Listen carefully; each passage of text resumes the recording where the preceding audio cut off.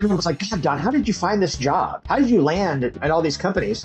A lot of it was as a result of my network, right? Like it's just so important not to burn bridges. I think Pete said something to me one time, Pete Kazanji. He said, life is long and the valley is small.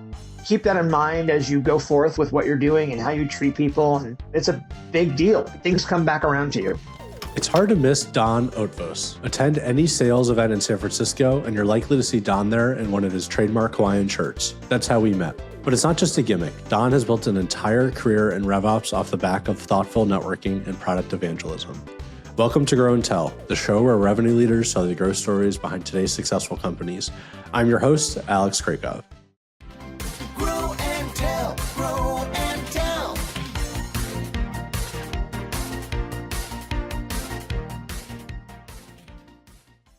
Don Otvos spent 20 years in sales before an honest conversation with a manager led him to a career in revenue operations. Since then, he's held sales and RevOps leadership roles at companies like Yammer, SalesLoft, and LeanData. Don tells tons of great stories in this episode, including a memorable job interview with David Sachs, how an appearance at First Round Review landed him a job at SalesLoft, and how he's built partner programs at LeanData and Chili Piper. I hope you enjoy the show. I'd love to start today's conversation with your time at Yammer, because you joined Yammer, I think it was your first sales ops role. You joined really early on there. Can you talk about like how you ended up at working at Yammer in a sales ops role? Yeah, so my background has always been in sales. So out of college, I took an inside sales role at a networking hardware company. Kind of moved my way around doing different sales roles, leading inside sales teams, doing channel sales. And, around 2007, I want to say, I ended up going to work with a VP of sales I had worked with before. His name was Phil Bradley. And he brought me on to a company that was small at the time called MuleSource, which ended up turning into MuleSoft. It was about 100 people. He needed salespeople. So, I joined. I was selling, and it was at the time it was an open source community, and MuleSource was selling services to help people leverage the open source platform, right? So we would get a bunch of leads of people that would sign up for the open source to contribute to it and whatnot. And then we would call and say, hey, I know you signed up for the open source project. Would love to talk to you about how we can help you leverage MuleSource more in your environment and what you're doing. And 2008 happened. So if you remember 2008, that was kind of the economic downturn, real estate crash, and MuleSoft ended up laying some people off, and I got laid off. And my VP Phil took me to a room.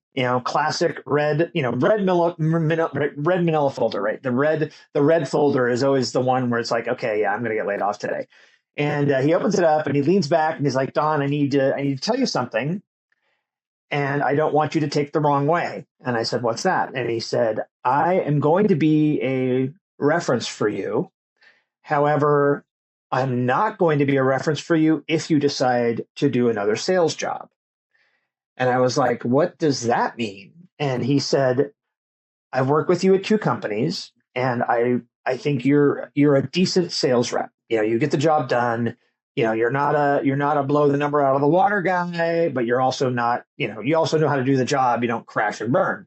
You're reliably, 75, 80%, right? And he said, the thing I've noticed working with you at 2 companies now is that you really get excited and you have a passion for helping everybody make Salesforce work. So I was the default guy that everyone would turn to. Don, I need a report. Don, I need a dashboard. Don, I need to import these leads. Don, how do we create a campaign? Everyone would just turn to me, and I would just, I'm just naturally a helpful person, and I would try to help them do it. And so he says, what I think you have done is you have missed your calling. And he's like, I really think you should go into what was at the time called sales operations. He's like, I really think you could make a career out of helping people make Salesforce work in their organization. So he's like, I really think, you should go in that direction for a career. And I would like to be a reference for you for that.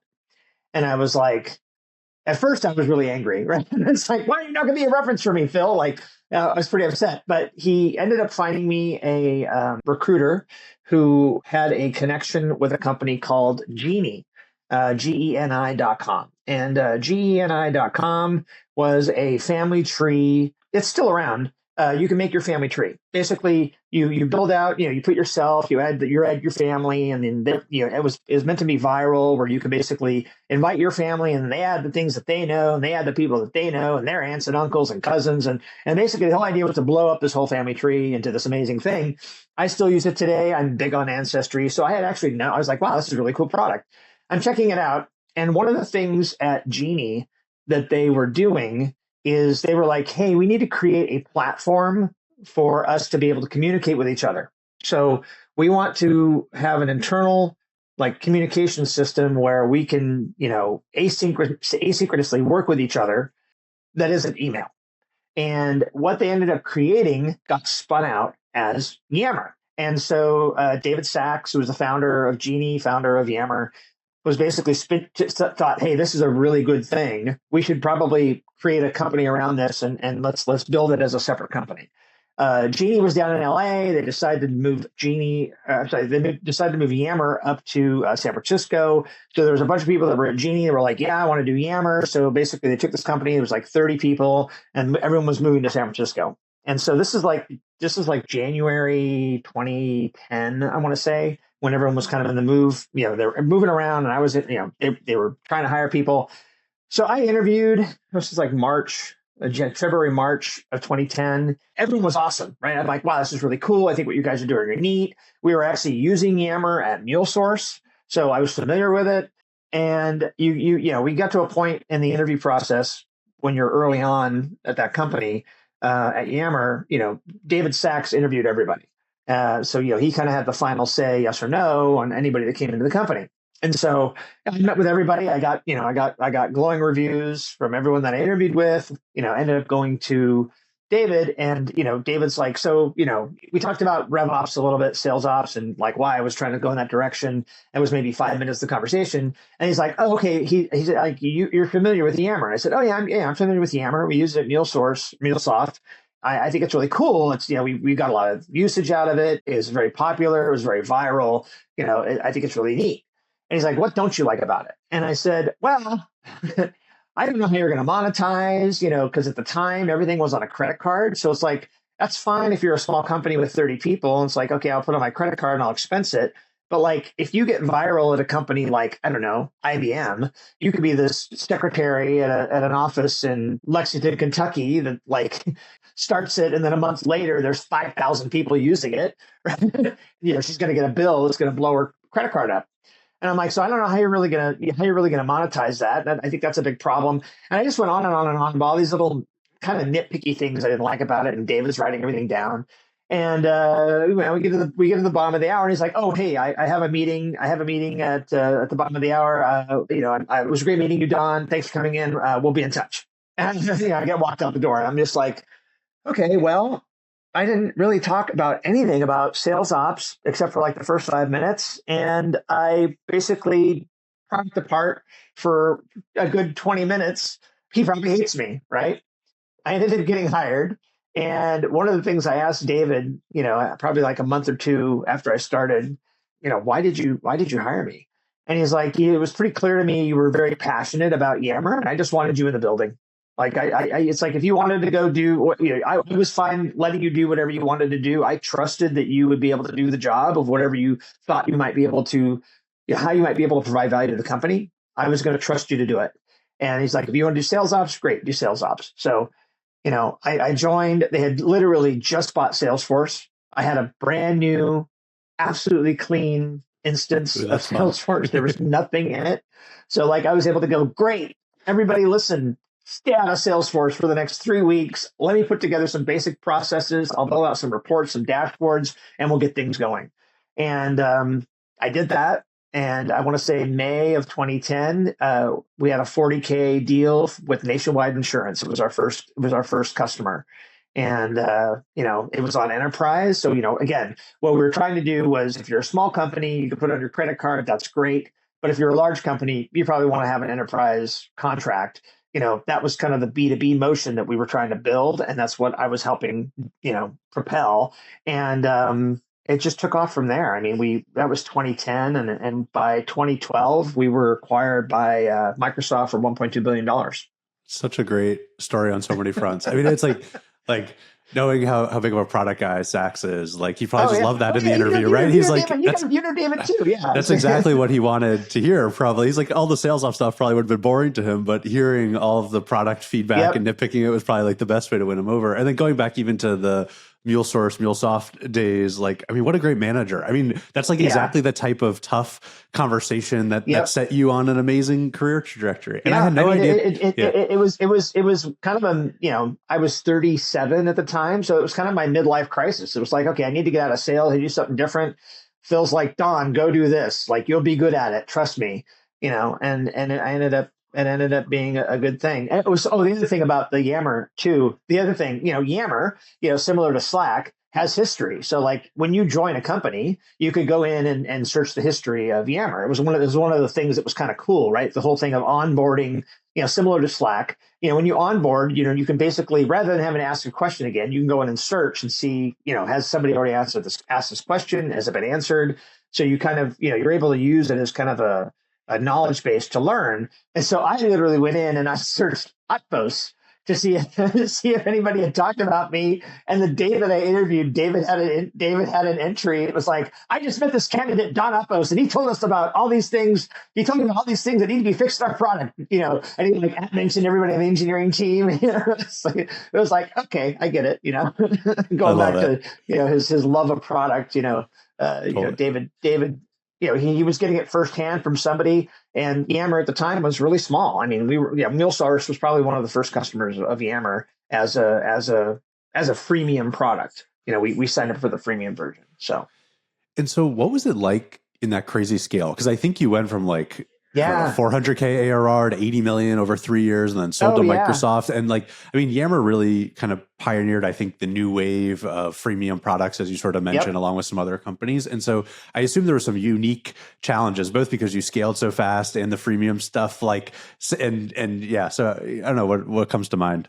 Yeah. So the things that really stick out for me, one of the first things that I did, and to this day, I mean, kind of the formulas that I wrote, I kind of still use, being able to track ARR within Salesforce is not easy.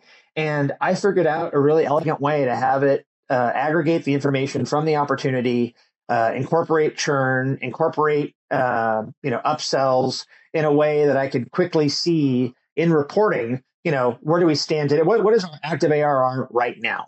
And being able to churn, being able to renew, that whole ARR motion was something I built out with formulas on the opportunity and the account fields in a way that made reporting extremely easy and very straightforward. Because again, like it's the concept of ARR, everyone's like, oh, it's really easy. It's just it's the annual contract value. No, it's not. Like, because you have add-ons, you have co-termed contracts, you have contracts that don't co-term, you have upsells, you have renewals, you have churn, you might have partial churn, you have logo churn, right? There's a lot of different components to it, and figuring out how to make that work in Salesforce was something I did really early on that I was able to figure out and be able to give everybody reporting on an individual level, on a top line level, that was able to, everyone was able to consume in a way that made sense,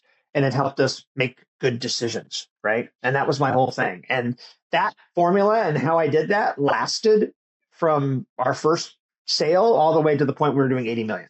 Like, it didn't matter. The volume didn't matter, and it scaled very easily in a very, very understandable, straightforward way. And so that was probably one of the first things I did. Super impressive. I can't imagine many sales ops people could say what you just said, that what they did at the beginning actually scaled all the way up. I feel like at Lattice, we rebuilt our stuff so many times. That's the crazy thing. Like, even as we brought on ERP and everything else, it was like, ERP was the financial thing. Like, everyone in finance, they could do whatever they want, right? But I was trying to bring intelligence to the sales teams, to the CSM teams, to the SDR teams, right? That's what I wanted to be able to show them like, hey, here's how you're tracking to quota, because all their quotas were tied to ARR. For CSMs, here's how your upsells are doing. Here's how much ARR you're responsible for. Here's your net revenue. Here's your net recurring revenue. All that stuff was stuff I just built out with formulas within Salesforce that made it easy for everybody to know, like, hey, here's where I stand, here's what I need to do. It was very straightforward. It wasn't confusing, and I did some documentation around it of like, hey, these are the terms you need to understand. It's very basic, boom, boom, boom. So there was a little bit of an enablement piece to it. But again, I think most people are pretty smart. Once they grasp the concept of ARR and all the pieces of it, it's pretty easy to consume. And then, having that available for them in Salesforce to know and see in dashboards and reports. It was pretty important to me to have that early, right? I'd love to skip ahead a few years, because you did the Yammer thing, and then you had a few different like roles leading RevOps at a few different startups. But then you joined SalesLoft as like a VP of Solutions Consulting, which, I mean, SalesLoft is another one of these iconic companies sort of the era. So I'm curious, like, how did you end up at SalesLoft, and then why the switch into solutions consulting? No, that's a great story too. So fast forward to, let's say 2015. I was at a company called Datahug, a small startup, got acquired by Calidus Cloud, who got acquired by SAP. They're kind of folded into SAP now today. But at the time, small. I don't think we ever got bigger than 30 to 40 people. Company was based in Dublin, Ireland. We had a small San Francisco office, and I got approached by First Round Capital. So First Round Capital has a blog. Check it out if you haven't seen it. It's pretty cool. Their whole First Round's philosophy is they want to get in early, seed stage, Series A. And they really want to help founders, grow the different parts of the company. And they want to be able to fill in the parts that, maybe the founder isn't good at, right? So if a founder is a good product person, maybe they need help on the sales side. If their founder is a good salesperson, maybe they need help on the product side. So they have this blog that basically goes in depth on a lot of different topics to help founders and early companies kind of understand the pieces that they might not have. And they got word of, they kind of heard the story of me at Yammer, and they approached me and they said, Don, we would really love to do an article about your experience at Yammer and kind of what you're doing today in RevOps, because we think it would be really great to share with other founders, right? And they had a woman by the name of Camille Ricketts come and interview me. Her and I talked for about an hour and a half. We talked about the story I just talked about at Yammer, kind of some of the things I was doing at Datahug.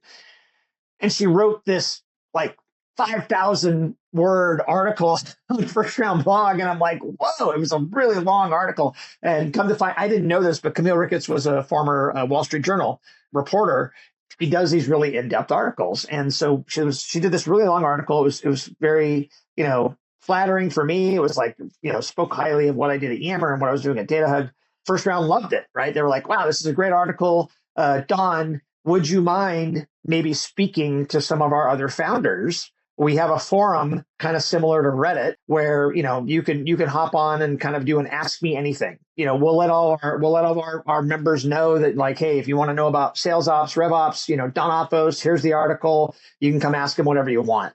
And I'm like, yeah, I'd be happy to do that. So I jumped on, and I'm at, people, they're all answering all these questions. I'm doing this ask me anything, blah, blah, blah, blah, blah, blah.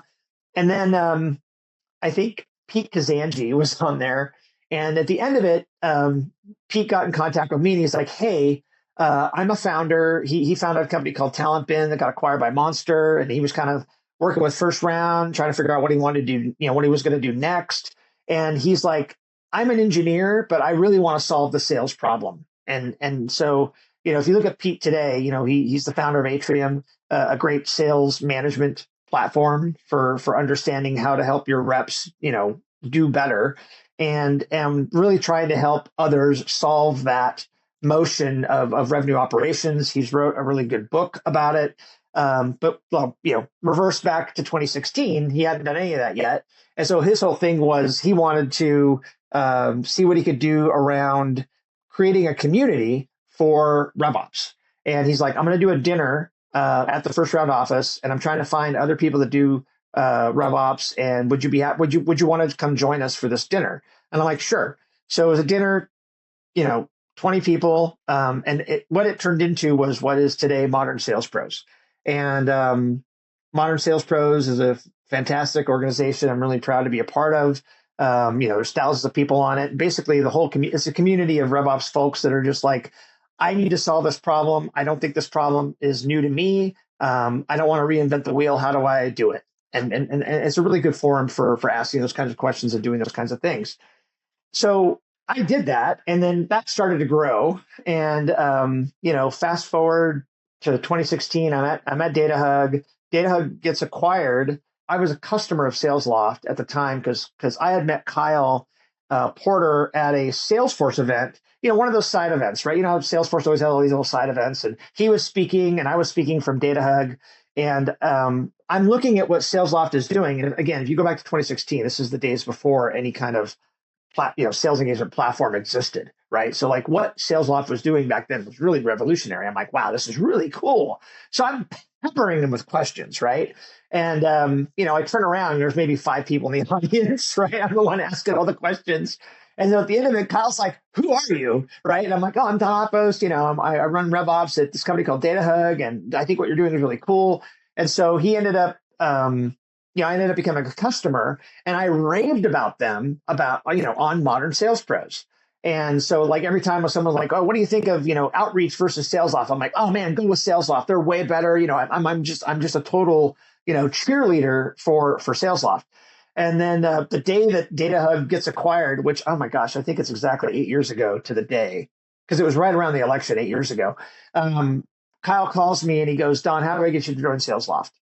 And I'm like, well, you probably want a RevOps person to be based in Atlanta. And I know somebody who's amazing, Aaron Bush, who is actually a member of Modern Sales Pros, who I know is looking for a job. I'm like, you should probably hire her because she's fantastic and she's in Atlanta. And he's like, so they ended up hiring her. And he was like, nope, but he's like, how do I get you to join us? I want you to come join us. And I'm like, well, again, I don't want to move to Atlanta. And then, what am I going to do in San Francisco? And he's like, Don, I'm going to send you a Google Doc with some ideas about roles that I think you could perform for SalesLoft and stay living in San Francisco. And you tell me what you think. And I want you to pick one of them and we're going to make it work. And I'm like, okay, Kyle. And so Kyle sends us over. And the thing we ended up settling on was, wouldn't it be great to have somebody on phone calls with the sales team that had the experience of being a user of SalesLoft, having a RevOps background, someone that could talk, knows how to wear a sales hat, basically come at the angle of like, hey, here's where I have seen success in using SalesLoft. Help me understand what you're trying to do. Okay, great. Here's how I think SalesLoft can help you. So basically help, be that technical resource for the sales team and be able to talk the talk and walk the walk of being a consumer of SalesLoft and really be able to help to serve that customer and help them out on their journey and what they're trying to do and accomplish, and have SalesLoft be a part of that. And so that's what it ended up being. And it ended up being solutions consulting. And I grew that team to 7 people and, rode that wave with SalesLoft. I was going out to Atlanta, all the time, but, stayed in San Francisco. We had two or three people in San Francisco and just grew the company from there. Every time I told the sales team, I'm like, look, whatever you need from me, put me on the call. If it's somebody in San Francisco, I will go sit in the room when you are on the call with that customer. So basically, I just needed to be I was the face of SalesLoft in San Francisco on these phone calls. And I was I was on them in a non-threatening way. Again, and the end goal was really key to Kyle's, philosophy of being able to serve the customer. That's all I wanted to do. I just wanted to help. I was a customer of SalesLoft. I knew how SalesLoft works. I know how to fit in the tech stack. How can I help you? And that's all I did. And I did that for almost 4 years at SalesLoft. You must have been such an amazing asset for SalesLoft. I can't imagine having somebody who has that depth of RevOps experience and the passion for the product and being able to like actually get on calls and help people and stuff. Because when I was looking at your resume, I was like, oh, solutions consulting, that's interesting. And now it makes so much sense of like, oh, you were, it's like, why did you do solutions consulting? And I'm like, I mean, I didn't really leave RevOps because I was still talking RevOps every day. Yeah, no, it was just like using, you were able to help not just the company you worked at with RevOps, but all of these companies with RevOps and get into their tech stacks and help them with, I'm sure, their SalesLoft and Salesforce integration and how it would work and how they should set up their dashboards and reporting. And I sort of love what you said there of like doing it in a non-threatening way, in a non-salesy way, and just a way that's like about authentically helping the customer, which is what I think ultimately sales should really be about. It's not just signing the dotted line. It's about being a consultant and being authentically helpful, which it sounds like was sort of your mindset at SalesLoft. Yeah. Well, yeah, I mean, and that was really, I credit Kyle to that. Kyle's whole philosophy was serving the customer. And it just, I was able to just fit, it was just a fit like a glove for me. Because I love to help by nature, and it just ended up being such a good alignment, and something I really enjoyed doing, and it helped grow the company into what it was. Did you work at all with product at SalesLoft? I'm curious because I imagine you probably were using the product and had all this feedback from customers. Like, were you? Yeah, like did you interface with sort of that side of the org at all? I did. That side, I did a lot with customer success too. There was a lot where I was like, God, it would be really neat if we could do this for our customers, and it may not have necessarily been a product thing. Sometimes there was somebody on the CS team that I ended up working with pretty closely. I think he is still at SalesLoft in product. But one of the things him and I came, it was my idea. He came up with, he built it, but I kind of was giving him the ideas around it. But my whole thing with SalesLoft was like, hey, this is really cool. Like a lot of people don't live in SalesLoft for reporting, right? They want to see it in Salesforce. So how do we build or replicate the reporting that we're doing and put it in something consumable in Salesforce, which is where everybody lives? And so he ended up building a unmanaged package of reports and dashboards that pulled in all the SalesLoft information, but presented it in Salesforce. So you could basically take it and use it as it was, or you could look at it and go, oh, I see what this is. I'm going to incorporate this into my dashboard or edit it as you needed. And it ended up being this really amazing thing that really took off and it was really popular with the CS team. So, it wasn't just product, but it was like, wherever I think I could help, I would jump in, Yeah. No, there's like, what's that saying? There's like missionaries and mercenaries at companies and startups. And I think like, the missionary mindset is always the right one of just like, how can I help each other and your teammates and customers? And I think companies that are made up of missionaries usually do pretty well, like SalesLoft. And it's so interesting to look back to on like 2016, just like sales engagement wasn't a thing. I mean, I remember at Lattice, I think we bought Outreach, I think. Sorry, but like it was such an early thing, back then. And now it's so funny to see how far that whole industry has come. And now, like your AI SDR or whatever people are trying to do now. Yeah. Yeah. Sales engagement is table stakes now. Like you can't really operate efficiently or competitively without having a sales engagement platform in your organization, I would say. Yeah. And then the next company you joined, LeanData, I was a customer of. I remember LeanData. I remember at Lattice, I was doing all the sales routing myself, even as the marketing lead. And I was like, I can't do this anymore. I don't really care who the leads go to. I'm just trying to get you guys more leads. And so we ended up buying LeanData, which was a great tool. And you joined there back in a more traditional like VP of RevOps role. And I think it was like a bigger company when you joined. Is that right? I did. I mean, the story there is kind of funny too, and it kind of speaks. People love hearing this story because everyone was like, God, Don, how did you find this job? How did you do this? How did you land? At all these companies, and a lot of it, not all of it, but a lot of it was as a result of my network. Right? It just goes to speak of how important it is to be meticulous about how you're building your network on LinkedIn. Right. Generally speaking, my network is pretty much people I have either worked with, met at conferences, spoke with at conferences or been on calls with. Like I try to make my network that, and I just don't randomly add people because I want it to be valuable to me, right? And LeanData came about because one of my managers back in 1997, like my second job, was a guy by the name of Steve DeMarco. And we worked at a company called Ramp Networks. Was there a couple of years. They got acquired by Nokia. It was a company that was bonding together 56K modem lines to provide like router, like high speed internet, like combining route, Oh, that's funny. 56K Yeah. modems. It was a great product, right? Like today, it wouldn't make any sense, but and so he was my manager, and I just always stayed in contact with him. He happened to play hockey. I played hockey. I'd see him at the rink. I would see him at Sharks games. He was kind of still he was in the Salesforce ecosystem. I ended up in the Salesforce. We would see each other at events and whatnot. He kind of tracked my career. I kind of tracked his career, and he ended up joining LeanData as a CRO. And he was like, God, Don, I need somebody to help me with RevOps. Like, I know you know how to do this, and like we need somebody to just come in and fix everything that we're doing. And I'm like, okay, and I talked to him, and like one of the downsides of at the time, it's kind of funny, but I was living in San Francisco. LeanData was in Sunnyvale, and I didn't want to drive to Sunnyvale every day. It's like an hour drive, and I don't want to do this every day. I told him, I'm like, look, this is 2019. This is pre-pandemic. They didn't want me, he wanted me to be in the office every day. I'm like, look, I don't want to go to the office. I don't want to commute. Like, I'm not, and I really don't want to do that. Went back and forth, back and forth, back and forth. Finally, he comes to me. He's like, Don, look, can you come into the office twice a week? And I'm like, okay, twice a week I can do. And so I ended up moving forward with the interview process. I had my final interview on March 4th, 2020. I got my offer March 5th.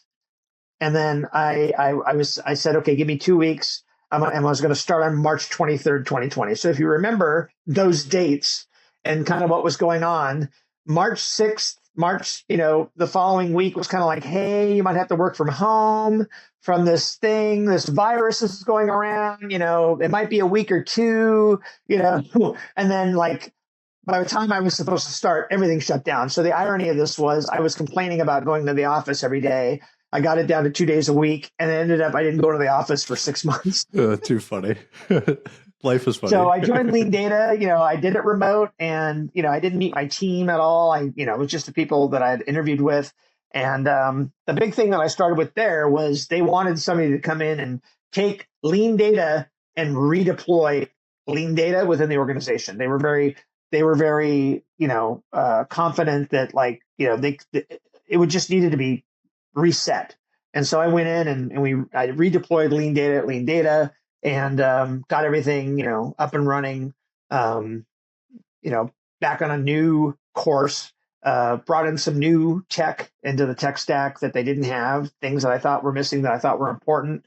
And I was there almost 5 years. The funny thing with LeanData, when I was at Datahug, back when LeanData was pretty small, and we were kind of bumping into each other because there were some lead matching things that actually Datahug was doing, and we actually stole one of their deals. So I had actually run into Evan and they all knew who I was. I knew who they were. So it was like I wasn't strangers to the company. We were using LeanData at SalesLoft as well when I was there. So it was like all these things. Everything ties back. Like it's just so important not to burn bridges. It's like I think Pete said something to me one time. Pete Kazanji.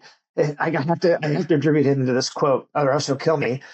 He said, "Life is long and the valley is small," and you keep that in mind as you go forth with what you're doing and how you treat people. And it's a big deal because things come back around to you.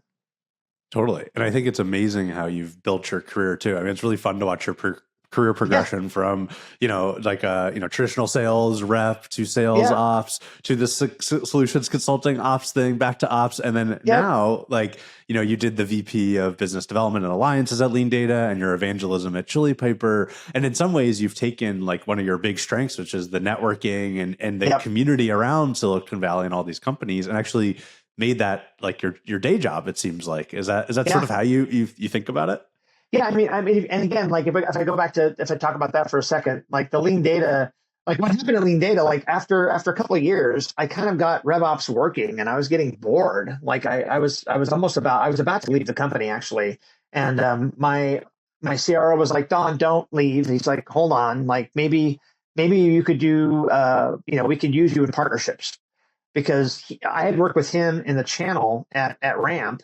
He knew I was really good at doing channel partnerships. And he's like, you know everything in the tech stack and how it relates to LeanData. So who better to have in partnerships and working with our partners on the tech side than you?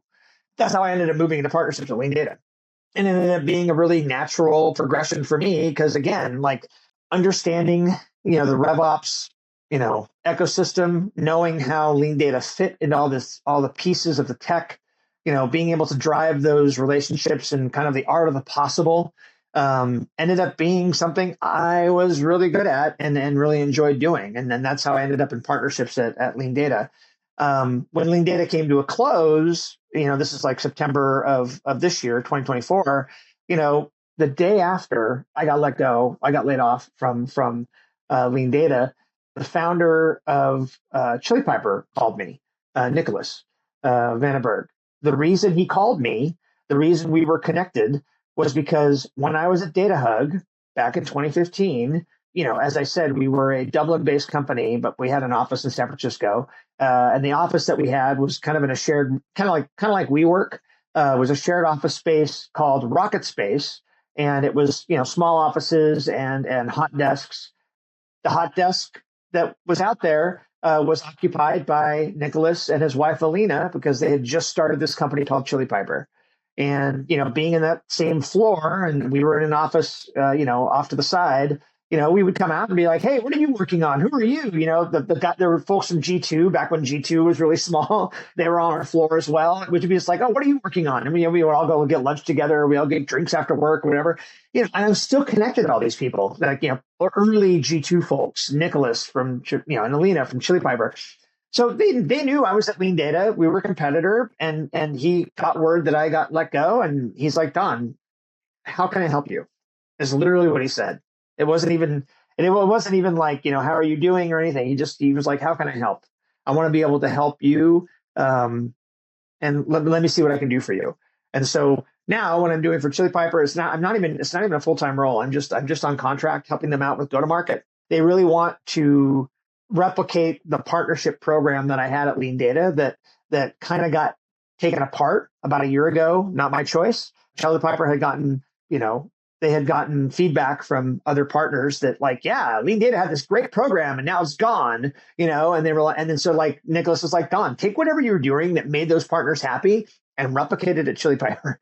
And so that's what I'm working on. I'm basically rebuilding the same kind of motion that I had built at LeanData, that made a lot of partners really happy, at Chili Piper. And like, what goes into building that motion? Like, as you sort of thinking about standing up a partner program. Yeah, the one benefit that I had at LeanData that I was really grateful for is I had a CRO, Steve DeMarco, who really understood and appreciated the partnership motion. I think, one of the things that I've learned in being in partnerships now for, almost 3 years, if you have an executive team or executives that don't believe in partnerships, it's very hard to build something and get investment in the right ways to get it to grow in the right ways. And so, Steve understood that and was willing to make the investment to build it. While he was there, he left about a year before I did, and so during that time that he was there, we really built this really great thing because he was bought in on the idea and the concept of how partnerships can grow your company. And I'll say this too, like the other thing that I got introduced to as part of partnerships was kind of getting closer to Crossbeam. And Crossbeam, Bob Moore, his whole philosophy is, you shouldn't have to have cold calls, right? If you have a good ecosystem and you have a good partnership landscape, you should be able to drive a lot of your business through connections you have through your partners. And he calls it ecosystem-led growth. And he wrote a really good book about it. But, one of the things I've learned is like, if you don't have buy-in at your executive level, to make that work, it just doesn't work. And so the one, I think one of the first things I asked Nicholas when he wanted me to join, I'm like, are you all in on partnerships? Because again, like it's very difficult to go back and say, attribution for partnerships is very difficult. It was one of the challenges that I had, right? So when I looked at it, I kind of have the belief that, nothing is, people that come in on your demo request form, they don't come out of nowhere, right? There is a reason why they're coming to you, right? And so one of the things I found was, in doing research on our inbound leads from our contact me demo, contact us, I want a demo form, I would ask the sales rep to just ask the question, like, can you ask them how they heard about LeanData, right? And the thing that we found was 44, I think it was 44% of the time, it was a partner that had told this person about LeanData, and that's why they were coming to check it out. And so I could literally go back and say, wow, okay, all these inbound requests that was contact me now weren't from marketing. They were from partnerships, right? And I had documented all this, and my team did it, and we were really proud of it, right? Because again, a lot of times partners, you put in these referral programs where it's like, register the deal, give me, tell me all the details, and, we'll give you a referral fee. Well, a lot of times that doesn't necessarily work, because sometimes I will say there are partners that are like, I don't even care about the referral fee. I just want to do the right thing for my customer. If the right thing for my customer is to position your product, well, then I'm just going to tell them to go check it out. Well, that's what happened all the time, right? And even the same thing happens on the technology side. You have technology partners that aren't going to register deals, but they'll talk about you, right? They'll be like, hey, go check out, this company, go check out LeanData, right? If you're a technology partner, you have an integration, like they're not going to register the deal, but they're going to talk about you. And that kind of very subjective attribution is difficult to track. And you have to have executives that understand that there's going to be an investment around this that is not going to be one-to-one, ROI attributable, that you are just going to trust me to go do and build and make happen, because you have to have it, and you have to understand that you're going to get business from it that I'm not going to be able to track for you. And Nicholas gets it. So I was really glad to join and kind of build out what I was doing previously, and making it work for these partners that obviously really liked what I was doing. It reminds me a lot of just generally marketing in general, where like I think some of the best marketing you can't perfectly attribute, and like posting on LinkedIn or a billboard or things like that, like it all really drives a huge impact, even if the little UTM tag in this forum didn't say that. And so I think of partnerships the same way. We tried to stand it up multiple times at Lattice, and it was kind of okay, but yeah, we never really got especially on the technology partner side of things, the like engineering resources to actually go build the integrations. And so it's like, all right, this isn't working because we didn't invest in it. And I think that's kind of what you're talking about. And I'm curious, like when you think of building partnerships, is it technology partners? Is it marketing partners? Like what type of partners, or maybe it's all? Yeah. I mean, what I've kind of said on the technology partnership side, I'm like, you can go build integrations. Those are great, right? Will they get used? Will they get adopted? Who knows, right? Maybe they will, maybe they won't. If it exists and it's not being used, if you are still doing the right things, otherwise, it really doesn't matter that you have an integration to begin with, right?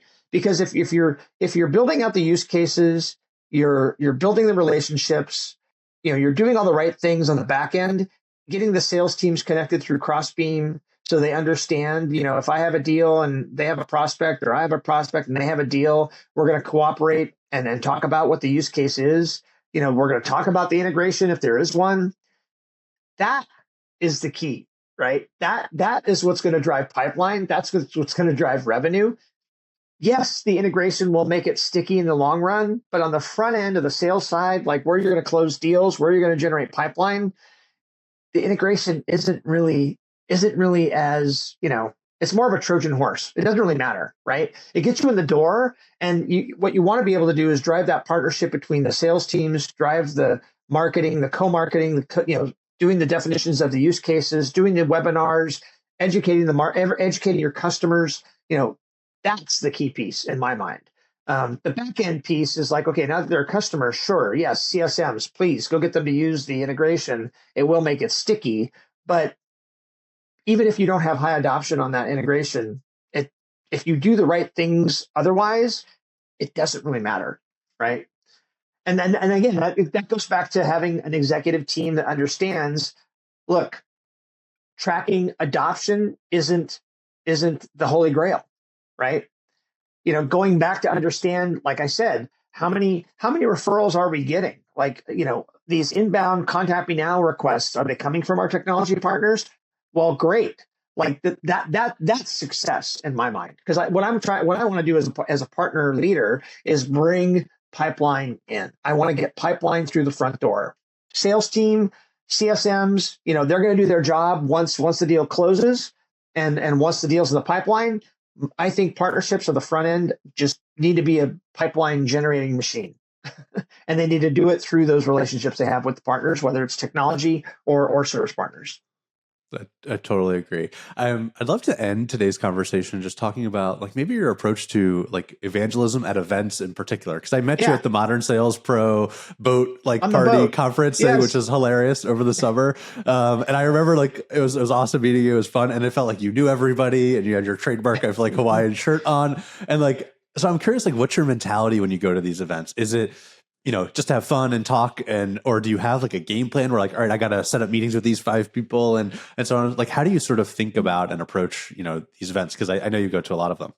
Yeah. So, I mean, when I go to these events, it's really the art of the possible, right? And I think I did it when I met with you, right? So I'm like, what does Doc do? I've never heard of you. Like, tell me more. Like, I really want to understand, because going to these events sometimes is like, I don't know what I don't know. And I really, and if there's something in RevOps where, like maybe I've heard of Doc, it's like, okay, well, who are you? Like, I've heard of you, but like now I'm meeting you as a founder. Tell me more. Absorbing, being a sponge at these events and seeing who sponsors. If you're there and if you're at an MSP event and you're sponsoring an event that I'm at, you're probably in my wheelhouse, and I want to understand what you do because I want to be able to know how you fit. I want to be able to know, is there something I can do on my end to partner with you? What does the art of the possible look like?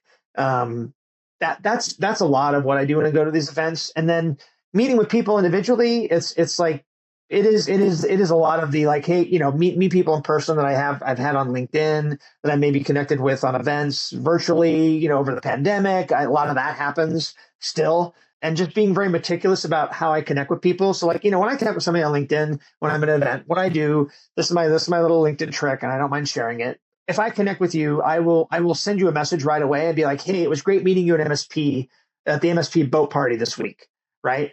And then that way, if I ever have to go back and someone goes, Don, how do you know Alex at Doc? I'm like, oh, I don't know. Oh, let me look. And then I can like, sending you that message is my breadcrumb for the future.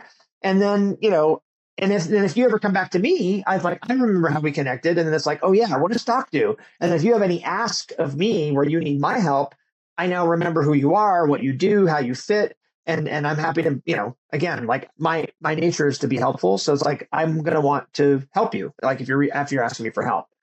And that's kind of how I approach events. I wear the Hawaiian shirt because I started doing it, I don't know, 2 or 3 years ago. My background, my ancestry is Portuguese Hawaiian.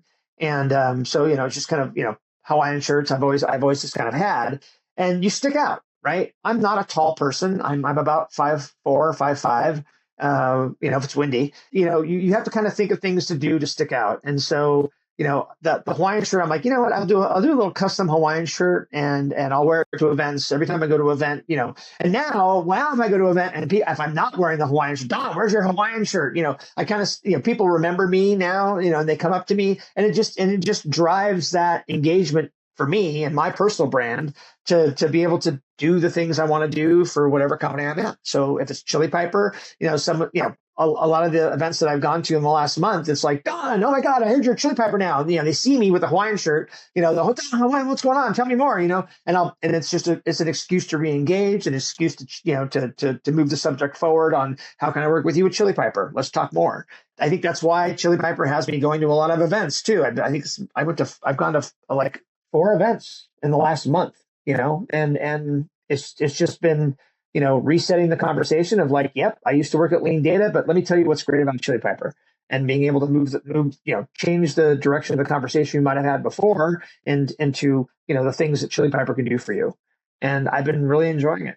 Well, thank you so much for the time today, Don. It's just like an Yeah. absolutely iconic career and so fun to like walk through all these different stops along the way. So I really appreciate it. It was a really fun conversation. Yeah, you bet. That's a wrap on another episode of Grow and Tell. If you enjoyed the show, subscribe to us on YouTube or your favorite podcast platform, or find every episode at growandtellshow.com. I'm your host, Alex Krakov. Thank you for listening.